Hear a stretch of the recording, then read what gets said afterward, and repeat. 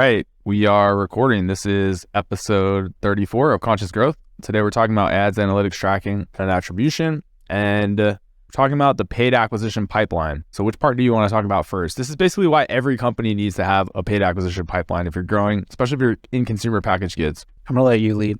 Yeah. So for ads, tracking, analytics, and attribution, the first one we're going to talk about is ads. So there's kind of a few basic types of ads that we need to have like a real, what we would call a paid acquisition pipeline. And what this is just a scalable solution to take your paid acquisition from little or no success to be able to scale to massive success, be profitable on your D2C channels, but also support your retail channels using paid ads. So the first thing is, what types of ads? And right now, to really be competitive in the direct-to-consumer marketplace, you need to have UGC ads, you need to have influencer ads, you need to have lifestyle ads and product shots. And you need to be able to get those on a repeated basis, week after week, to be able to test these. So in our space, we see a lot of people talking about testing these and all these different frameworks for testing them, but we don't see a lot of people talking about the logistics behind being able to test at that level of volume. You know, whether that's bring a creative team in-house where you have people filming, writing scripts, doing editing, and then actually setting those things up post-production so media buyers can use them in your ads channels, or you have other services that you're using. So what we found works the best is kind of a combination of working with companies that have in-house creative production studios where they're working on creating this volume of creative, and also working with a number of different providers in the space to kind of collate all those resources and create our own version of an in-house studio. And we've been pretty successful with that, and we've seen that brands that we bolt this service onto are able to really expedite their testing, which inevitably leads them to be way more profitable on their D2C channels. Awesome.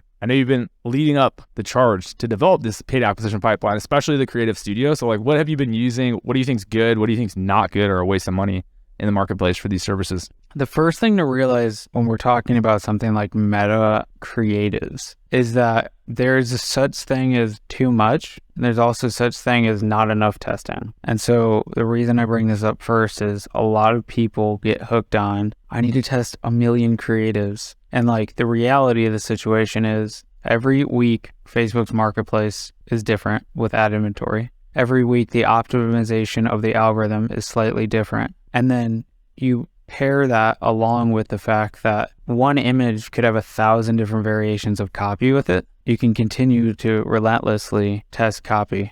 The reason I bring that up is most of the time, people want a very black and white, we test 7 images every 2 weeks, and then they want data on those. And that's really not how any of this works. And it's kind of, it takes a bit of reconditioning the mind to understand that when you're testing creatives on Facebook, you're testing them for a specific period of time with a specific angle. And sometimes a creative that didn't work 6 months ago will work today. And sometimes a creative that didn't work a month ago when you launched it is brushing it now because it has social proof and it's doing better in the ad ranking system. So I start that because that's just something that everybody needs to understand out of the gate when it comes to creative testing. Now, when it comes to the pipeline, there's best practices, of course, to start with when you're developing any sort of Facebook strategy, meta, paid. I think they're going back to Facebook ticker, though. I got a feeling we'll see them come back to Facebook. That would look like 5 different styles of content. There's always high production video, but we typically don't like to test that often. Unless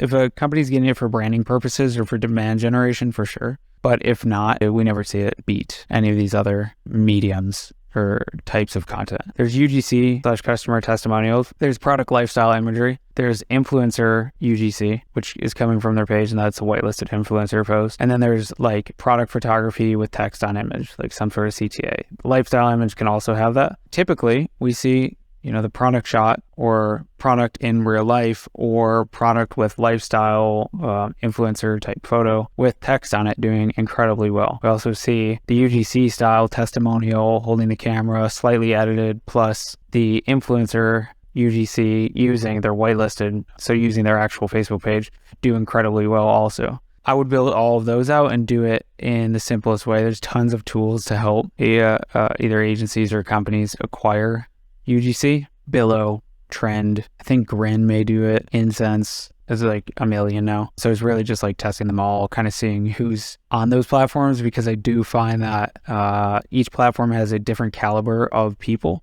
And a lot of times you'll find the same people on all the platforms. Of course, they're just like a UGC creator, but always good to join multiple, try them out, see which ones you like the best. Similarly with the whitelisted influencers, you can find some of that on things like Aspire, Incense. Grin can help you get in contact with those influencers. I definitely recommend putting together your A team, which would be like your top 100 influencers that you would want to do whitelisted with, or it's already partners and affiliates that you're already doing promotional stuff with, getting them on board to source some content. In my view, tools like Incense and Aspire, and not necessarily Grin, because Grin reaches out to anybody, but more of the tools where you can start to set up, #paid is the other one. You're normally getting what I would say is like the B team, whereas like your A team is like the people who are specifically in your niche that like you know about, that you want to have talk about the product. We see that with conversions and everything as well. They typically perform better if it's like this person is the character for this type of industry or niche. It's like that's the person you need.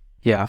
That's where you can get UGC, where you can get influencer content. There's places like Suna to get lifestyle imagery. They work quick, they work fast, and you're able to essentially have your own product photography studio in-house, even if you don't have photography studio in-house. There's so many tools nowadays, so you really can get anything you need made in order to test everything in the creative pipeline. And you start with one thread and you build along that. So maybe you start with like 2 to 3 pieces of each of those types of creatives, and you start to determine what works the best, and you follow that and you get more creative, and eventually you're running a couple hundred ads in your ad account, and it's wild. Yeah, I think the biggest thing you said is like the difference between A-list and B-list influencers in your niche. That seems to make a massive difference. Like, I think that's actually the biggest problem with the platforms right now is they don't have a good way of determining who are actually the A-listers for your specific product or category or niche. Yeah, I mean, I know me and you have talked about it a lot, like literally setting up like a invite only, like exclusive type app for influencers to match with also invite only exclusive type brands. So you have like the highest quality brands, the highest quality influencers on one platform. But I mean, we technically do that manually with our list of A-list influencers and then our list of clientele. So, I mean, it's a hard problem to solve because every influencer runs their own business. And if you run your own business, you typically like to do things X or Y way. So the incentive just has to be aligned where the influencer is like, for sure, I'll hop on this platform or I'll get you content this way because it's beneficial to both parties. Yeah. Not an easy way to systematize that sort of white glove approach to dealing with people when they're small businesses. Okay. The other one we had is tracking. So we talked about events data. Events data is definitely the most important, making sure events data is getting sent to any platforms you're working on, making sure those platforms are reporting the same data. So knowing why something is firing is the biggest one. We see this a lot when every company uses some version of Google Analytics, now GA4, and some ads platform that they're tracking on. And we often see this data is not aligned just because of the way those events are sent to the platforms. A lot of people and a lot of companies don't have someone who's paying attention to the small nuances in that data, or at least presenting it that way when you're looking to analyze some of your data and understanding what the differences are. So the first big part of this is making sure that someone understands how to set up tracking and understands those small nuances between things like, attribution credit windows, the credit systems that are being applied, where those are being applied, and what displays you're using. So we found some of the easiest ways to do this are to use a third-party tracking tool that accounts for some of those differences and integrates with a lot of those platforms. But we've never found anything better than having analytics engineer on staff who understands how to set up these platforms, get them talking together, and then can represent the data accurately to whoever's building dashboards on the team. That's really the only guaranteed solution, and you need someone that has experience doing this. So that being said, as long as you have a way to take the events data that you're pulling in and be able to tie it to cohort level analysis for users based on campaigns that you're running for paid advertising, and if there's any specific offers or promotions that those people are coming in on, so you know the differences between normal customers and those on promotions, that's kind of like the basics that you need to be able to do really good data analysis for a standard e-commerce company running direct-to-consumer paid acquisition channels.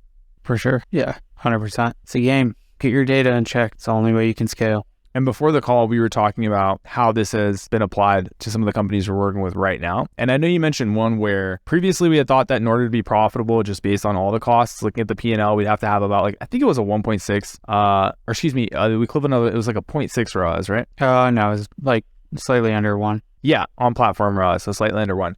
And then we basically, one of the, again, experienced analytics engineers on staff was able to figure out a way to attribute some of the sales that were not attributable to any of these platforms and add them to some of the paid channels we were running so that we could see what sales were in fact coming in because of those channels. I know you mentioned there was a increase in the amount that we could spend to acquire customers. Do you know roughly the percentage that was? Because it was massive. Yeah, it's like up to 100% of unattributed revenue, meaning like... So 100% more for each customer acquisition. Yeah, like a 1 ROAS is actually 2 if you take unattributed revenue and you're being modest with it. You're not being like super lucrative, or you're not giving too much to it, where you're like, all the unattributed revenue goes to this campaign. If it's just like literally between 30 and 50% of unattributed revenue based on the fact that we're spending 70% of the marketing spend, you know? Yeah. And this was interesting because this was also a company that already had people work on their tracking and analytics. They had a good setup that was tracking what most companies are tracking, but they just figured out a creative way to take some of what other people would look at as lift from their paid channels and be able to actually attribute which part of that lift was in fact directly related to running paid on those channels. And so this is interesting because this is not a small, you hear big increases when you're starting out and you're just setting up tracking, you're working with a small company, but this was one you're already spending. What was the range of spend for this? Wasn't it like at some point up to 600,000 a month? Yeah, mid 6 figures. Yeah, so this is millions of dollars of extra customers that are coming in over the course of even just like a quarter. Yeah, this is where it gets super interesting, right? Because, at Expo West, we talked to a bunch of people that were like, we turned off Facebook and nothing changed. And I'm like, oh, talk to me in 6 months. Like, let's see what changes in 6 months. If they were doing a decent marketing spend before, let's say 6 figures or more a month, like that comes back to you, and it may not be right now, but it will be in 6 months when you are not anywhere. Yeah, it's a hard one. Unattributed revenue is big, and the delay between a customer finding out about your brand and coming in and actually buying something can be much longer than 7 to 30 days, just depending on what your product is and if they really need to build trust with you. And sometimes building that trust is literally them seeing your ads all the time. It's like, oh, I know that company. It's like, you don't know that company, but you've seen 400 ads and they're good and they're entertaining, or they're at least just not scammy. They're not a turn off. Okay. Influencers. So the minimum setup for influencers we have for anyone we've seen be successful is 3 to 5 influencers targeted that are successful in your niche, that have 50 to 500,000 followers, testing them, like bringing on them with some sort of trial contract, like we mentioned in every other episode. And we put up a bunch like examples on LinkedIn, but a trial contract for those 3 to 5 so that you can test their content and hopefully their data as well. That's kind of the minimum. What have you seen be like the maximum some companies are willing to do to recruit? Like, I know there's a couple where there's lists of like 15 to 20, I think, that are being tested. Yeah. I mean, you could go endlessly. We talked to someone today and they're like, we have 1,200 affiliates. I'm like, okay, cool. So we'll test 10 of those because, some of them probably do like $50 a month or something like that in sales. And some of them probably do $100,000 a month.